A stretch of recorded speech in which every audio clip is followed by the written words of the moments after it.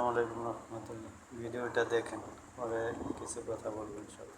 আপনারা বিয়ে শাদী নিয়ে ব্যস্ত, জাতির কাছে তার জবাব দিতে হবে, মুনাফিকিবাদ দিতে হবে। বিরোধী দলকে বলবো, 5ই আগস্টের পরে আপনারা এই দেশে মন্দির পাহারা দিয়েছেন, সাদা দাড়ি, সাদা টুপি, সাদা ভুরু, ওনারা মন্দির পাহারা দিয়েছে, হিন্দুদের নিরাপত্তা দিয়েছে। আজকে আপনারা নিশ্চুপ কেন?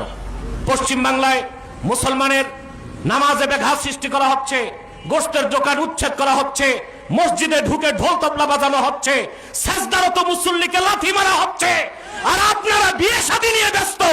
জাতির কাছে তার জবাব দিতে হবে, মুনাফিকিবাদ দিতে হবে। এই মোল্লা সব মাইক পাইয়া ফাটাই লাইতেছে।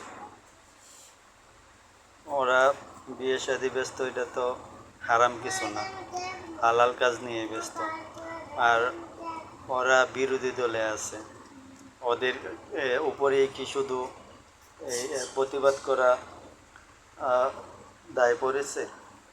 আর মানুষের কি কোনো দায় নাই? সরকারের কি কোনো দায় নাই? সরকার কি কোনো বিবৃতি দিছে? এই মোল্লা ও সরকারকে নিয়ে বলে না কেন? বিরোধী দল নিয়ে এত মাতামাতি।